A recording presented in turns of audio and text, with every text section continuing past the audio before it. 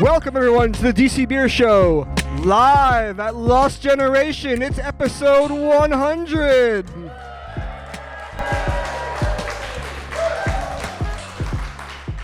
Hey Brandy, what's in your glass this evening? What's in my glass, Jake? Actually, I don't know. Oh, I was drinking some random barley wine and a Rausch beer from our friend Mike Earl, who is here at the live recording. Thanks for coming, Mike Earl. I am drinking the Dunkel from Lost Generation. You guys know that I'm a dark beer drinking girl. I like my brown ales and my Grave Shift and my Dunkels. So thanks to Lost Generation for always crushing that dark beer for your girl, Brandy. Mike Stein, what you drinking? I'm having Vida, Mexican-style lager, which I'm so grateful for. It's just a delightful pale lager, which I think it was 81 degrees as I was walking into Lost Generation tonight. So it's the perfect beer for this humid, muggy day, just ideal for our climate. Jordan, what are you having this fine evening? Well, for those that have listened to the podcast before, you know I'm drinking a hazy. Because someone has to, right? I mean, I have all these beer aficionados and enthusiasts out here. Well, I got to hold it down for those everyday folks that like that stuff, but we just appreciate our Nelson Sauvin and Rawaka, especially when it's in the age of islands, our Lost Generation. So, yeah, I'm holding it down for the hopheads out there, the Haze Bros, even though I don't really like that, but the Haze Bros. Jake, what you sipping on down there, man? So, Port City has 2 seasons, I joke. Optimal Wit season and Port City Porter season.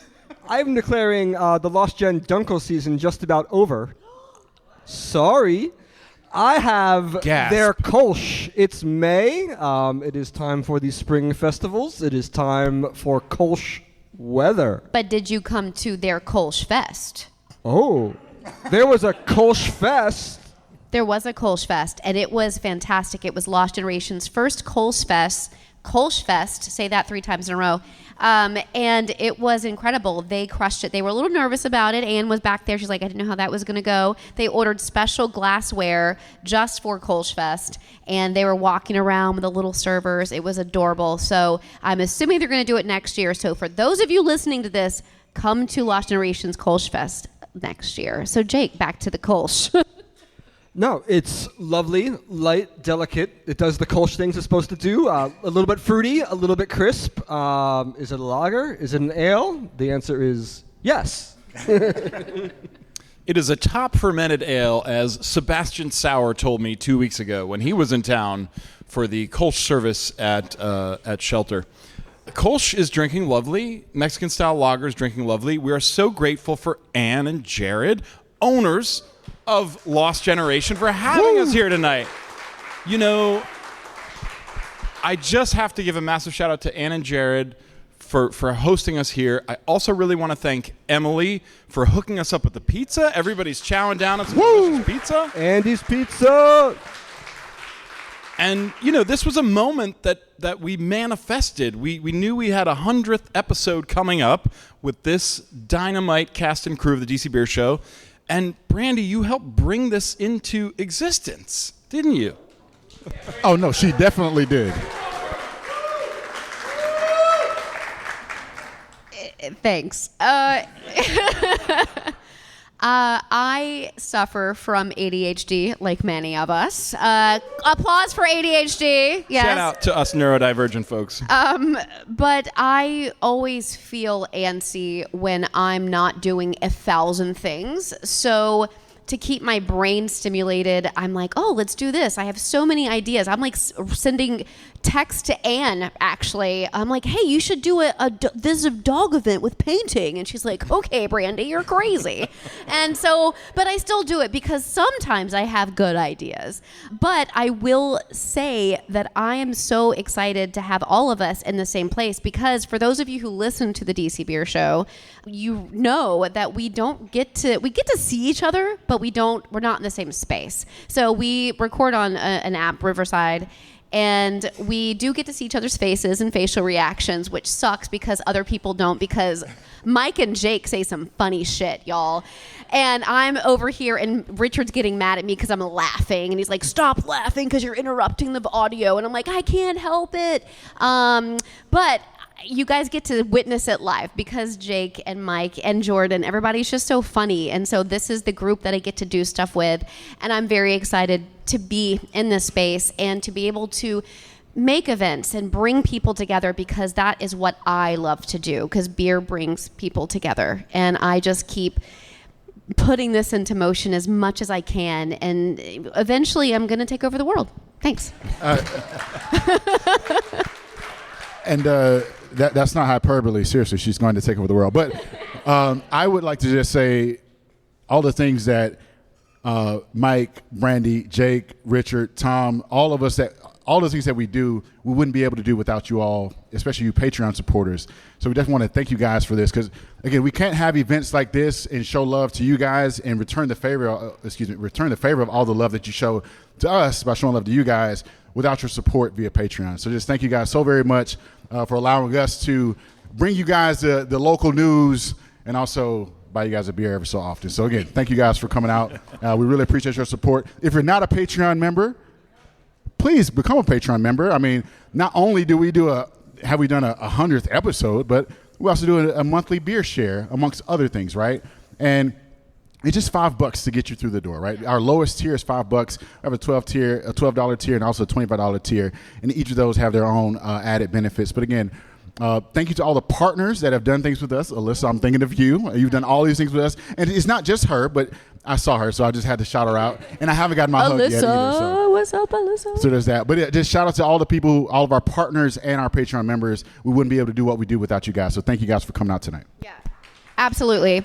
Jake, do you remember where our 50th episode was? Do you remember where we were?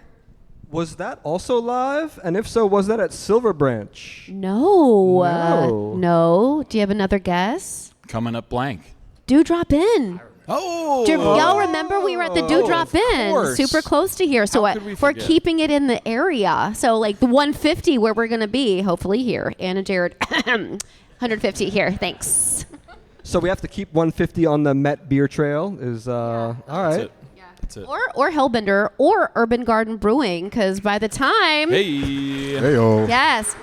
So hopefully by the time that, next 150th episode is a thing, hopefully, knock on wood it is, then Urban Garden will be open right in my neighborhood, actually. That's so, right. yeah, shout out to Imani and Lindsay, because they will be the first Black-owned, Hispanic-owned, woman-owned brewery in the district. Yeah. Yes. Brick and mortar. But also, I have a question. I know we get really excited about celebrating these different milestones.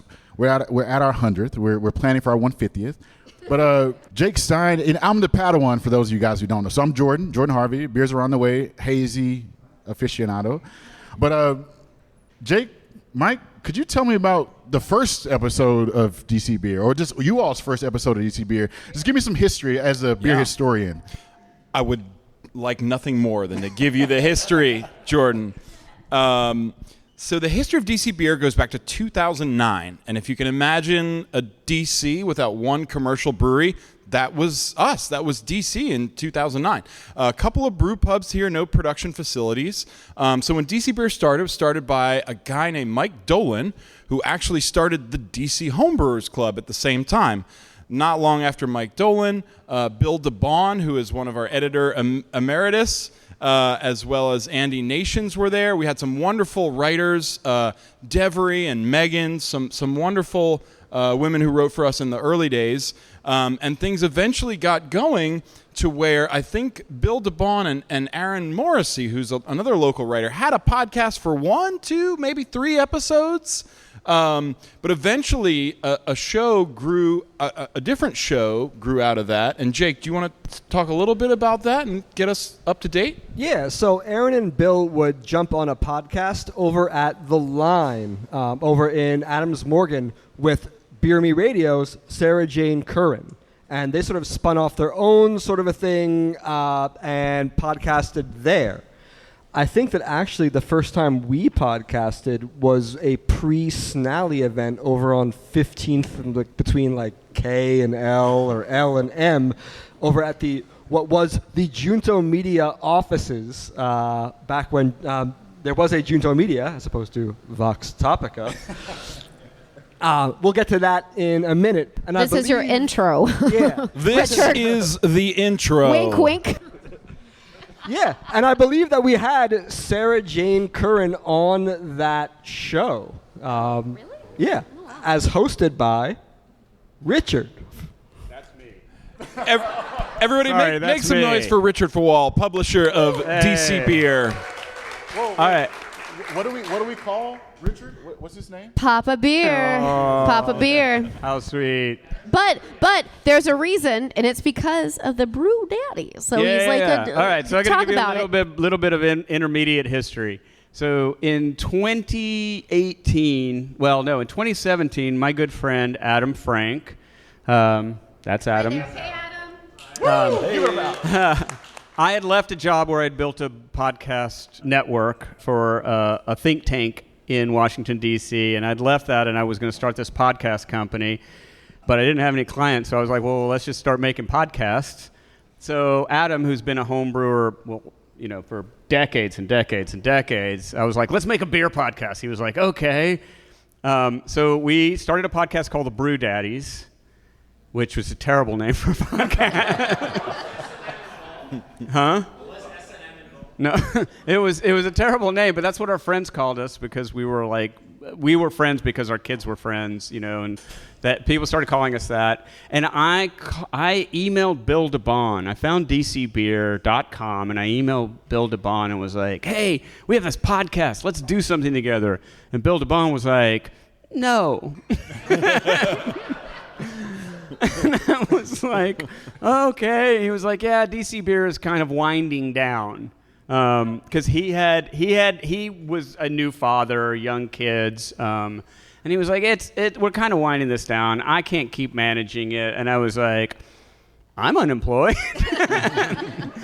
Maybe I could take it over. And, he was protective of it, but we talked over a few months. And then finally he was like, okay, great. I'm going to turn dcbeer.com over to you. And so we tied the podcast, The Brew Daddies. And then our good friend Julie Verratti, everybody knows Julie. Yes, owner of Denizens. Julie called me one day while Adam and I, back then we would drive to breweries all over the region and we would actually do Saturday interviews at breweries. It was exhausting, but we did it. Oh, by the way, Adam and I sucked at being podcast hosts. There were so many episodes of the early days where we were like, this beer is nice. That was as descriptive as we could get. For most beers. I like it. It's good. It's nice. But Julie Verratti, we were on our way, I don't know, somewhere in Virginia to do it. And Julie called me and she was like, Brew Daddies isn't cool. What do you mean? She was like, the name is not. And I was like, when Julie tells me something, I listen, by the way. Julie tells you something, you do what she says. And so we came up with the name, the DC Beer Show. That was probably 2019. And then the pandemic happened. We shut the podcast down because we couldn't go to breweries anymore. And then I thought, you know what? These people can talk about beer way better than me and Adam. And that's how we got to the DC Beer Show that you see here today. So that is my history. Thank you for listening. Well said. And I have to say, as a Papa Beer, I'm so proud of these individuals and what they have done and what they've created because all of you are here because of what they've done, the hard work that they put into talking about craft beer, talking about the breweries and the brewers and the folks who work in the industry, and creating a community around craft beer. Every single brewery we know of tries to create a community around their brewery. I think it was Greg Engert from NRG who once said, no other city in the country has a community of craft beer lovers like DC does because DC Beer brings all of the craft beer lovers together in a community. And that is thanks to the folks that you're looking at up here. So thank you guys. Cheers. Love that. Well said. Thank you, Richard. So yeah, a bit on the history because I can't just leave it there. I also was instructed not to especially interact with the audience, but also I have to give a shout out to a DC Beer Sometimes writer who has garnered us our first North American Guild of Beer Writers Award, and that's Phil Runco right there, Hey-o. the handsome gent. We have an award winner in our midst, and this award winner actually brought home gold for DC Beer. So we're so grateful for the writers and the good writing, and also for Richard for putting the writing first, putting the content first. You know, as Greg Engert said, we have so many beer lovers in the city. Some of us love imports, and we're constantly complaining about how little Czech beer there is in the city. Some of us just love good local beer, which is what brings us to places like Lost Generation. But maybe you can share a little bit more about what you love, what brings you joy, what you're passionate about. Mike, I was going to ask, since you just mentioned Czech beer, what's the oldest, most out-of-date green bottled Czech beer you've had in D.C.? It's called Cardboardova. I'm just messing with you. That's a very bad language joke. Yeah, there's some really bad stale beer out there, but there's also really fresh pale lager, and I think that's kind of what's beautiful about our scene right now. We're thriving in Lagerville, and it's fresh, and it's local, and honestly, it's better now than it was in 2009. I think, you know, not to date anyone, but any of those who remember what the lager was like in 2009, it's better now. I'll leave it at that. I like how you didn't answer the question, Mike. Mike, I call Mike Sweden because he is always very neutral, but always very supportive. Like Switzerland, did I say Sweden? Yeah. Can I have another beer, please? Thank you. I will say that for me, personally, I got into the beer game late. And because I used to work at a distillery, and I was super into gin, and I was into beer, but more of like a beer share kind of thing, because we'd always drink beer at the distillery. And I've learned through my years of working in the industry that all the people that I really liked were beer people, not the distilling people necessarily, although my friend Alex, I love him so much, but having surrounded myself with beer people constantly, and like becoming friends with them and hanging out with them, and you know, I met Frank and Rocky a long time ago, forever ago, at 3 Stars, rest in peace, and we've been besties ever since, and I'm so thankful. And the way that my life brought me to be a part of DC Beer is so interesting, because Richard met me at a Battle of the Barrel Age Beers at Boundary Stone, which is an excellent event. Y'all got to go to it. And ever since then, it's funny because I already knew everybody in the industry, and then I just came in, and even though I don't write necessarily, I'm the people person. I'm like, hey, what's up? Like, you know, and I bring everybody together. And so I'm thankful that you guys keep letting me fuck around with everybody all the time, because if I wasn't doing that, I'd be boring probably. Yeah. Sorry.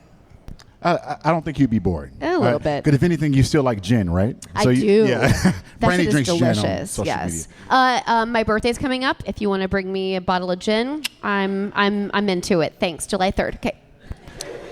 So I think to attempt to answer the question before I field it back, my story is it's a little interesting. I got into beer really heavily, I'll say 2016 or so. So I'm probably late to the party for some of you guys. So please, again, don't judge me for that. But how I actually got into the beer world was actually more Belgians and not IPAs. So it was more Belgian-style beers, doubles, triples, tripels, and quads. Those were really what appealed to me, because I have family in Europe, so I would travel to Europe, and something was different from those quads than the Bud Light Limes I had been exposed to. I don't know what it was, but there was something different about it. But nevertheless, that kind of really like piqued my interest, and I dove into the beer world. And I lived in Harrisburg, Pennsylvania for a stretch, so I was exposed to kind of Central PA's take on craft beer, your Trogs of the world, your Yingling of the world. I mean, Yingling, you know, America's oldest brewery. So like all of that was like right there. And I used to get hazed at corporate happy hours for ordering a Heineken because at the time, outside of my affinity for Belgian beer, I didn't really know any better. So now I just kind of jumped off the deep end, went into the craft beer space. I hated IPAs. Trogs Perpetual IPA was the worst thing I had ever had in my life. At that time, it's still not my favorite, but it was just not good at the time. And I inherited a homebrew kit, started brewing regular beer, nothing fancy. I was following the instructions on the kit. I was not doing any adjuncts unless it came in the package. And I just began to do that. And when I moved here, moved to the Silver Spring, the DC area via Silver Spring, Astrolab and Silver Branch were popping up. And Astrolab became my factory, my haze factory. And now it makes sense that I love IPAs, because if you've ever had Trogs and if you've ever had Fresh As, they're two completely different beers. And that kind of let me know, outside of all the lower and the West Coast IPAs and New England IPAs, that it might be the same style, but every beer is not created equal. So that just took me down this long path of attempting to homebrew. I say attempting because none of them were great, but they were drinkable and no one died. So it was all good. And I started just posting stuff on social media during the pandemic and started going to some of the local events as I would risk it during the pandemic. And I met Brandy. And after meeting Brandy, I met Jake. And after meeting, I met Richard. And I began to meet the DC Beer fam. And if you know Brandy, you know she's everywhere, every day, all the time. I'm sure we all are trying to figure out how in the hell she does it all. But she was actually looking for some help. So she's like, Jordan, you like people. Would you be so kind as to just come to a couple of DC Beer events? And that was my invitation to join the gang. So I would not be here without Brandy, and I want to give her all of her flowers and thank her for that.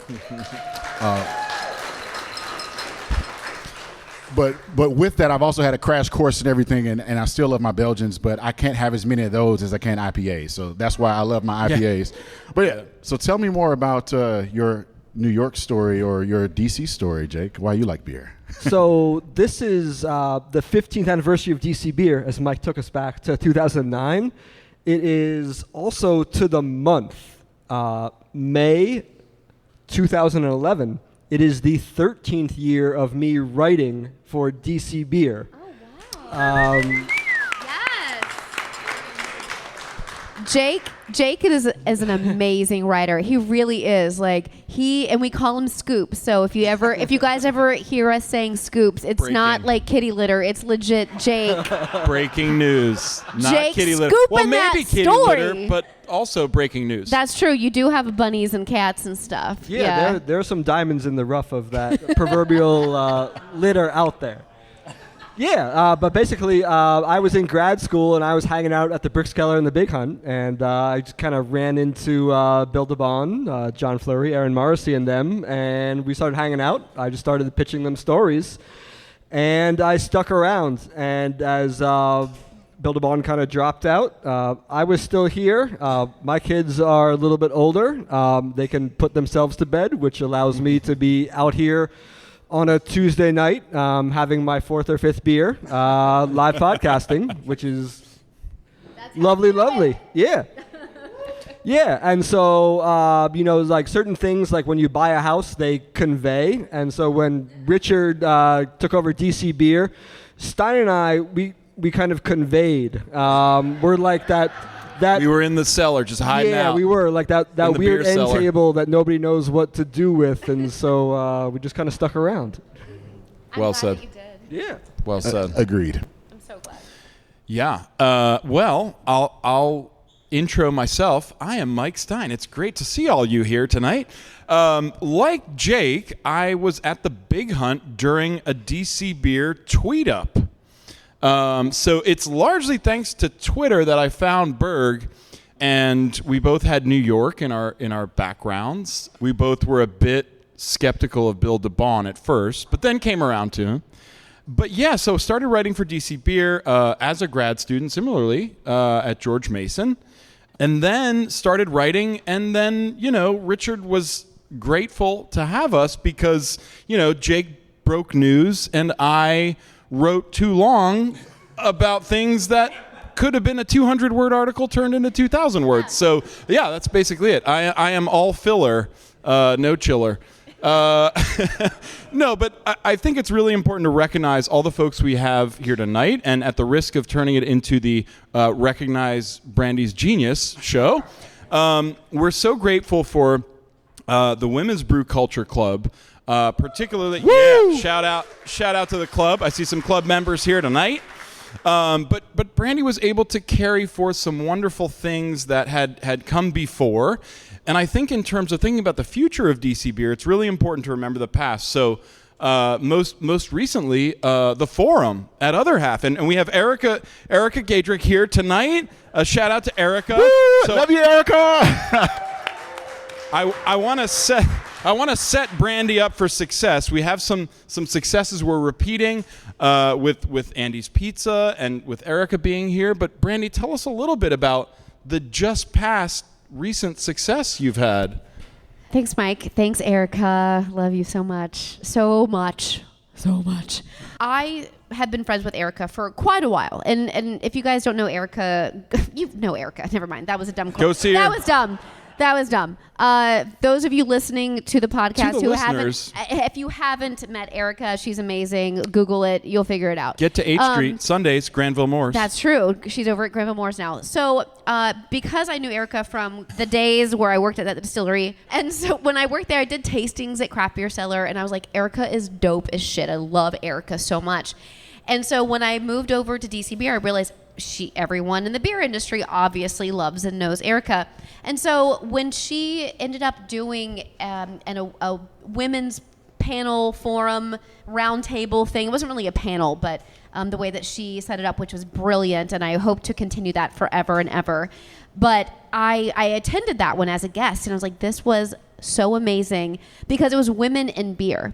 And not just, this, like, oh, what do women like to drink kind of thing, or like, it was highlighting different aspects of different roles that women have in the industry, and the way that she did it was so inspiring that it inspired me. And then I actually legit cried. I'm not lying.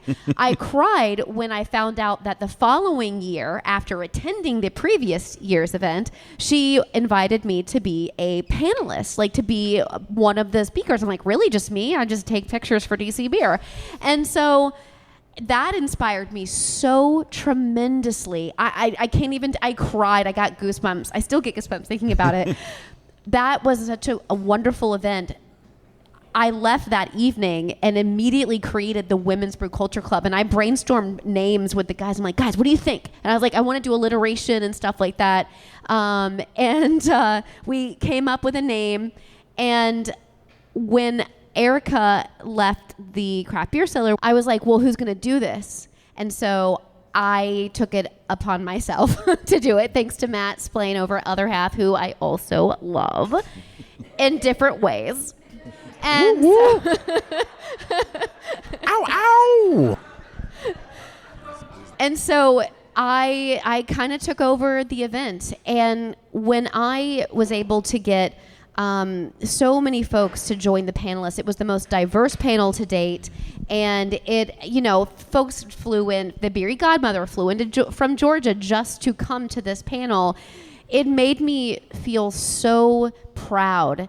And just having the group of women and non-binary folk that come to the events, it seems like this community is growing. And not only have I helped build the DC Beer community, and we are always 1,000%, we will never stop supporting our local businesses, 1,000%, and especially our Black-owned breweries, our women-owned breweries, our yes.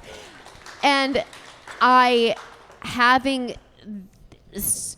communities, building groups of communities and then bringing them all together is the best possible solution that we could ever have. And we support each other. We give each other good words. We say, oh, well, maybe you can work on that, fix the flavor of that, because we're your friends, right? And having somebody on your team and behind your back is the best asset that any of us can give all of you, and we all do. We all love all of you guys. It's like Jasmine and Yes. Andrew here from Liquid Intrusion. Yes. Woo woo. And Lauren is going to open her own brewery. I'm so excited.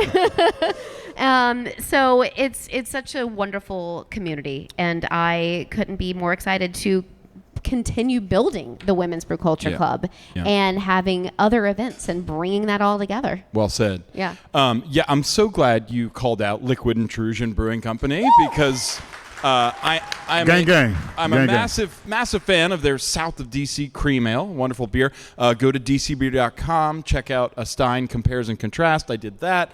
Other Half had a cream ale, so you have a very large brewer, DC's biggest at Other Half, and then a wonderful brewery. But I have to say that DC as a city, we are always small but mighty, reflecting our brewing community, right? So we have a dozen breweries in the city, but we have some wonderful ones here, and we're so excited for Urban Garden. We just broke the news that Urban Garden, shout out to Urban Garden. We just broke the news that they signed their lease. Normally, Jake breaks the news. On this scoop, Brandy broke the news. So Brandy put her reporter hat on, and Jake and I followed up. So we love bringing you fresh news. So thank you for supporting us so that we can do the reporting. But I'm so excited for Urban Garden of Brewing to open up. And, in DC, that's so important. But it's also happening around the world. There's a brewery in South Africa. The first black-owned, woman-owned brewery in South Africa opened not that long ago. So DC is lucky as a city to have connections around the globe to these historic firsts. So we're super grateful for that. Super grateful for you for supporting. Jake, I want to hear what your take is. Are we unique, DC, or do I just think we are because we're here now? Well, before you says that, I would just be remiss because we just talked about Liquid Intrusion to not acknowledge that they are also the first black woman-owned, Yes, co-owned, come on. and Yes. PG County, and unless we forget Maryland. So I just want to put that out there. Thank you for that because clarifier. words matter. But all right, 100%. 100%. Part Jake, of a global yeah, movement. I gave you time to think. Now it's up to you. No, thank you. I think that this whole last 5-10 minutes or so has been a very good transition to where we're coming from and where we're going. And I think I can say this as a white dude up here. Stein and I, we're fish in water. It's been a very long time since I have never not known craft beer. I've been drinking, I grew up in New York City. My dad came home with a 6-pack of Brooklyn Lager. By the way, Garrett Oliver, black owned. Yeah, shout out. Michael James Jackson And I went, Foundation. oh, hey, that's pretty good. And this was in the mid-90s. And, we've come a long way. You put craft beer enthusiast into Mid-Journey or some AI thing right now, and it spits out a white guy with a beard and a plaid shirt. And dead ass, I own that same plaid shirt that it's spitting out. And so, I guess on one hand, I feel a little attacked.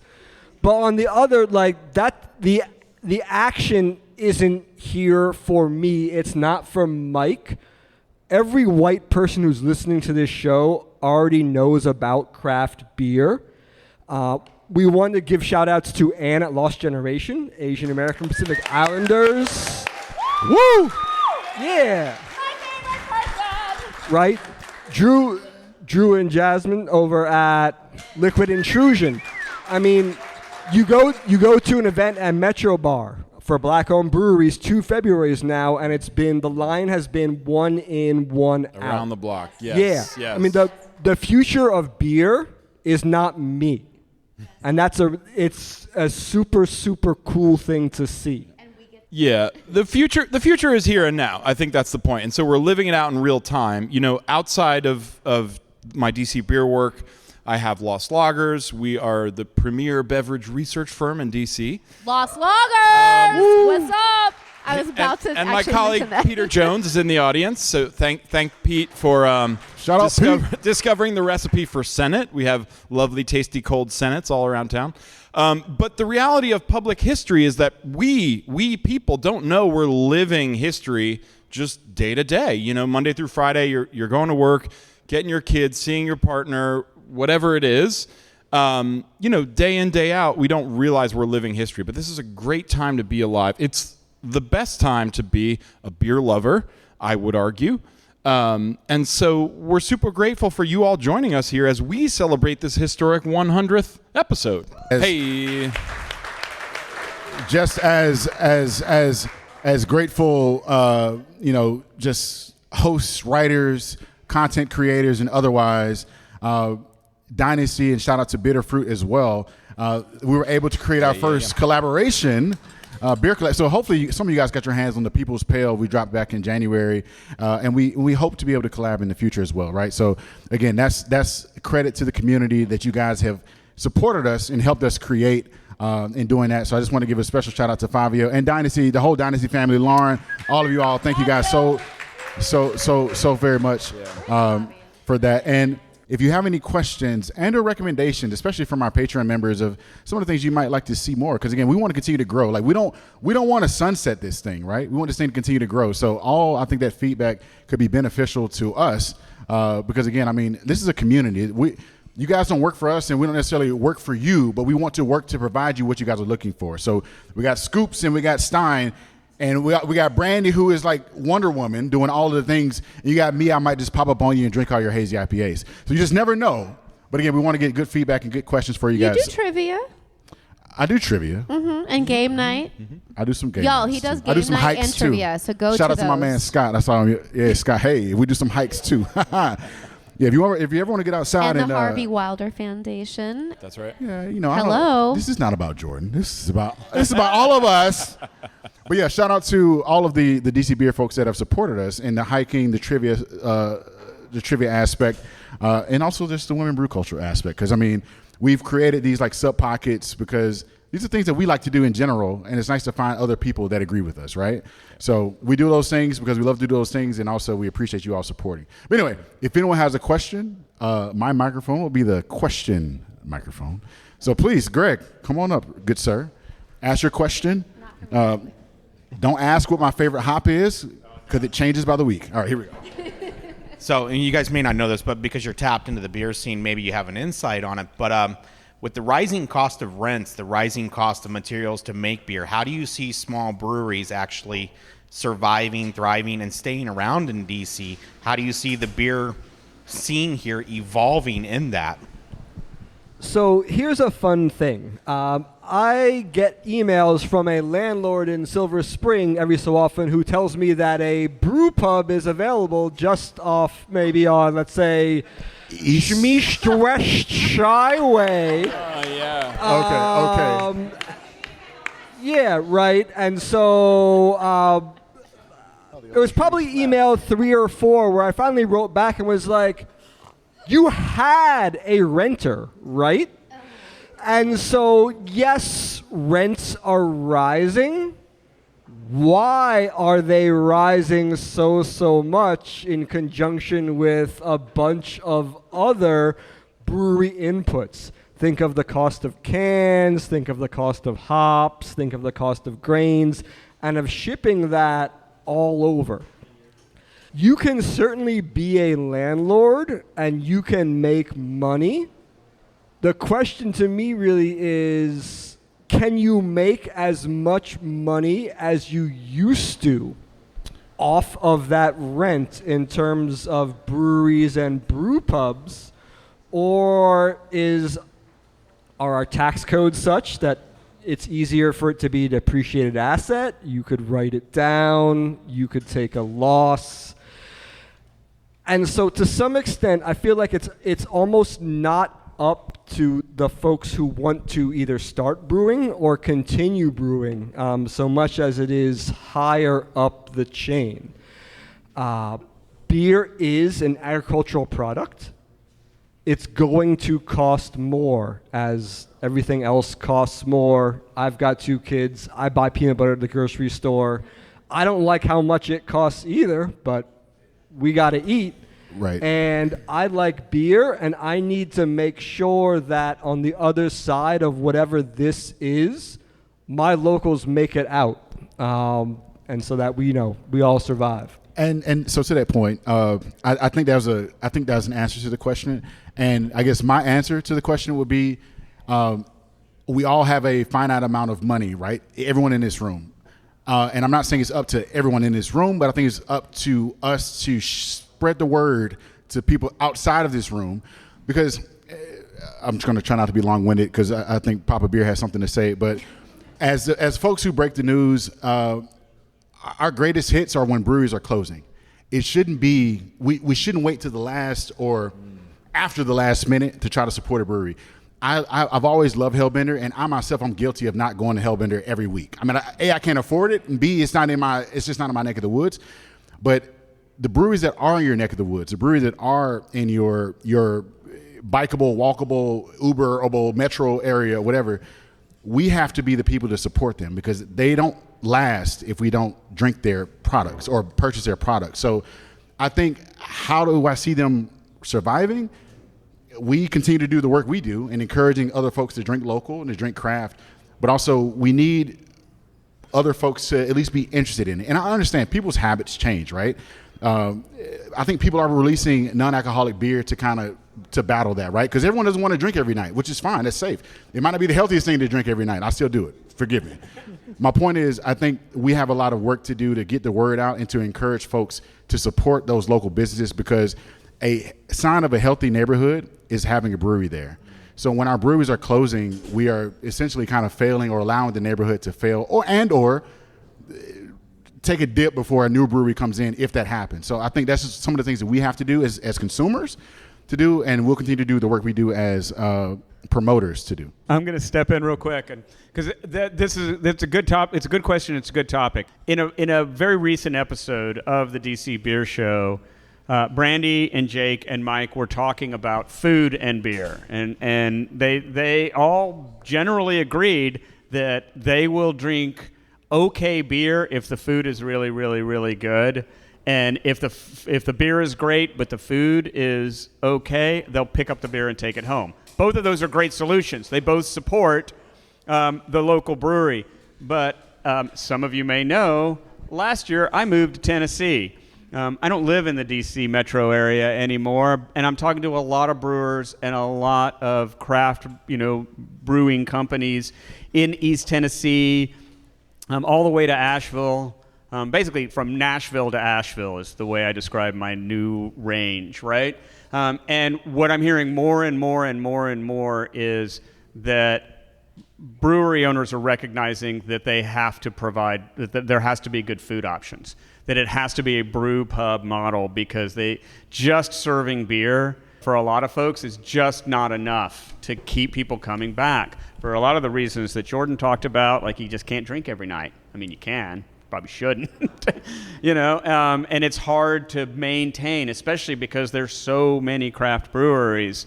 There's a lot of competition. So my thinking is that tying beer and craft breweries closer to food is going to be what more and more breweries start to do, to really give people reasons to come in. Is there another question? That was a good question, Greg. Thank you. Anybody else? Kim, Women's Brew Culture Club. And the Beerheads Facebook group, Lost and Found, everybody. Yes. So my question is, we're getting into the summer, and we've gone through sours. We went through the IPA phase. So what's the next big thing? Kolsch. It is Cream ales. I'm with Andrew. I'm with Drew over here. Cream ale. It's a great question. What's the next big thing? We've seen cycles with super popular styles. It's not hazy IPAs. That's not the next big thing. You had your moment. So I think the truth of the matter is markets within markets. And if cream ale does really well, a brewery would be wise to keep making it. IPA, everybody says IPA is king, which I'm not crazy about, but the retail dollars don't lie. It is what it is, That being said, lagers definitely on the rise. The best-selling lagers in America are not at threat from the smaller craft breweries. We've seen Modelo outsell Bud Light. You know, that was the story of last year. The biggest threat to Bud Light was Modelo, which was under the imports blanket canopy tent. But imports, really, nobody's touching Mexico right now. Germany's nowhere near it. The Czechs are nowhere near it. Italy's nowhere near it. So imports has been folded in under the Mexican brand. I'm totally nerding out right now. I realize I'm in like Nielsen data IRI mode. Let me just turn this over. What's the next big style to answer Kim's question? So I just kind of like rudely yelled out Kolsch because I'm biased towards Kolsch. But actually, I think the answer might be closer to what to where Jordan is. Maybe not necessarily hazy IPA, but I think of a beer kind of like Three Floyd's Gumball Head, where it's an American wheat ale, but it's aggressively hops, and it comes in under 5.5%, 6%. And to me, that would kind of capture, I think, where people are. Are you sure it's not the pickle beer that you brought to Oh, no. I'm not mad. That was good, but I like pickles. Yeah, Pickles. Brandy and I will go to restaurants, and if we see the pickle plate, we're on it. We want pickles. We'll drink pickle juice. We do the pickle backs. Tell them about the pickle beer for those that don't know. Yeah. Dude, the pickle beer was delicious. Wait, who brought that? So I brought a pickled beer. That was Cliff. Hey, yeah. Cliff, what's So, up? yeah, Thank you. Yeah, so Cliff brought a pickled beer Texas. to the last beer share, Best Made, which is a popular pickle brand out of Texas. There's another Texas brewery, Donna's Pickle Beer, and really what they're doing is they're making a radler, but instead of adding lemonade, they're adding pickle juice. It's super refreshing if you're into it, if that makes you gag. I kind of understand where you're coming from, but my favorite Gatorade flavor is that cucumber melony one. I really you could. I feel Why like are you I should booing cut me? him I'm off right. now. Hannibal Buress. I feel like I need to cut Jake off now. I'm going to jump in, pop a beer back one last time because That's what he said. I've been talking again to a lot of different brewers, and I think I have a different opinion than most of these folks. I think what we're really going to start seeing a proliferation of is NA beers and session beers. Beers under 4%, NA beers 2%, or less. So I will interject right now and say, good point, Richard. The only positive growth trend in the whole pie right now for all of beer is NA beer. Yes. Yeah. So that's factually accurate. And more brewers. I mean, we know DC Brow. There's a lot of local brewers. Other half who are making high quality, tasty NA beers. I'm lumping it all together. Like beers. So I was recently at a brewery in East Tennessee who had just brought in a new head of brewing operations, and they had sort of a meet and greet, and I went and the new head of brewery operations said, "Hey, everybody who's here to meet me, what do you want?" And I was shocked at the number of people in the room who were like, "I want a session beer. Please make session beers. Stop making beers that are 7% and nothing else, because it's great to come here for a beer, but that's all I get to do. If you make a 2.5% or a 3% beer, I can come here and have 4 beers." Yeah. And so I think that just from an economic perspective, more and more breweries are going to start doing that. So Greg Parnas in the audience asked if that was because the craft beer demographic is aging. No, I don't think so at all. I think it's because if you're going to go to a brewery and drink beer, you're going to go somewhere and have a beer, as opposed to bringing it home, right? You can drink 7% alcohol beers at home, and that makes you a bad parent. Yeah. But that's... tastes like the kids are putting themselves to bed. Exactly. But if you go out to a brewery and do that, that makes you a danger to the community. Yes. Right. So we talked about community all night long, and that's the difference. It's literally people saying, I can come here and have one beer, and then I have to go home and take a nap. But if there's lower ABV beers, then I can come and hang out and play Yahtzee all night long, right? Or do trivia or whatever it is. Erica, what do you have for us? So I will second smoked beers, which I yelled from the back, but maybe you didn't hear me. But the question that I have for everyone on the panel is, admittedly, after I closed the store, I've sort of zoned out, not paying a whole lot of attention to things, which, you need. But recently, some other store owners in other parts of the country mentioned that THC and CBD beverages were accounting for 20% of their sales. And so I'm wondering if you can talk to that a little bit, if you see that happening here in DC, and what the effects on beer will be for that. Is this a safe space? Yes, and we are still recording, Jordan. Yes, I know, but I'm only asking because we might have a representative that knows of that. Matt's not allowed to speak on behalf. So, nevertheless, there are breweries, I think, that are shifting to that space, right? I think there's been a concerted effort to do more seltzers, to do more NAs, and also to incorporate some CBD, THC beers. He's going to talk, y'all. Now. I have to. Someone take a picture. Minnesota. All right. I don't know if y'all know this person, but he keeps me hydrated on Wednesdays. When we do other half trivia, I wouldn't be able to do what I do without this gentleman here. So I'm giving him all the flowers. Oh my God, I'm in love with him so hard. Hey guys, so as other half, we have started working with hemp THC. We, as a company, recognize, the industry is diversifying, and not everyone wants 8 to 20 double IPAs a week, which we do. So we realized we gotta refocus, and part of it is if you look at other half's draft list, we're adding new brand or styles to our draft list that other half's not known for. Hefeweizens, seltzers, coffee milk stouts, whatever it is. Mixed firm. Well, we've been working on that, but that takes years till you can start putting it out, and we're now Cider. Putting that out. But with that in mind, we realized, Richard said a minute ago that as people get age, they don't want lower alcohol, but as the industry ages, the younger generation's more calorie conscious, and they want to watch what they're drinking, they want to watch what they're eating, they want to watch what they're putting in their body. Not everyone wants alcohol in their body, and that's fine. And with the marijuana movement across this country, more people want to smoke.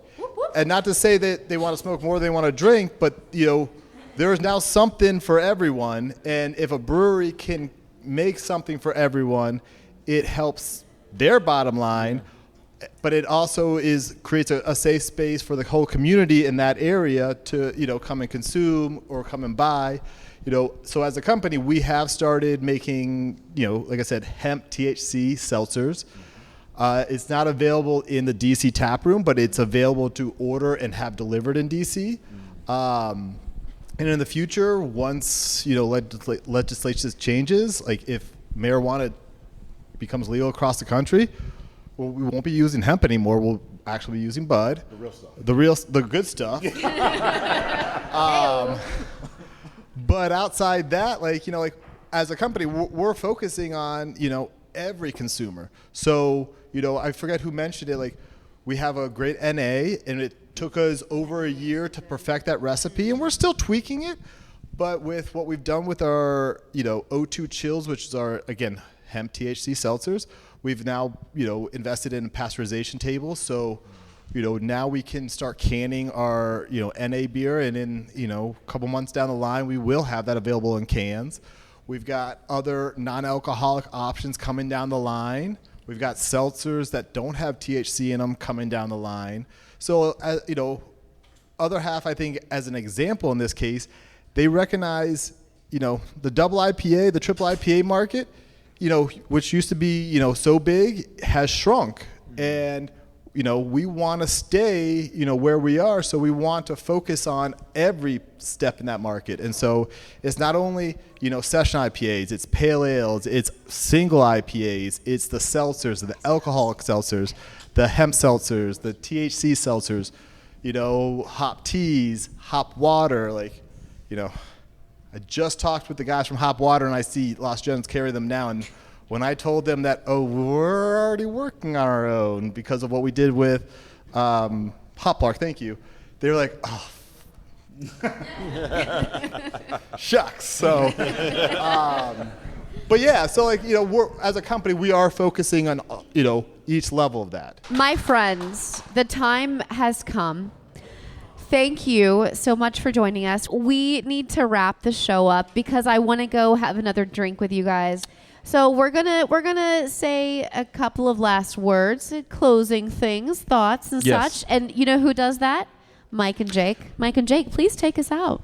Oh no, I got nothing. I end up with we are at DC Beer across social media, dcbeer.com/Patreon. I want to thank all of the Patreon members, the industry guests who are here, Lost Gen, Emily and Andy's Pizza. We could not do this without you. There would be no DC Beer without breweries and beer drinkers. Yeah. So thank you. Thank you. I want to say thank you. Muchísimo gracias. Dankeschön. Merci beaucoup.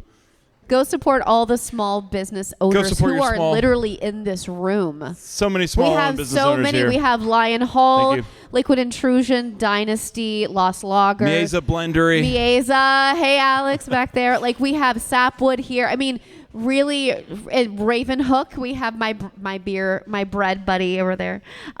Please go support local businesses. Cheers. Thank you. Hey, Josh Chapman. We see you too. Love you. Mwah. I just want to say one thing. We normally say may the liquid always prevail, but today, may DC beer always prevail. Oh. Yeah.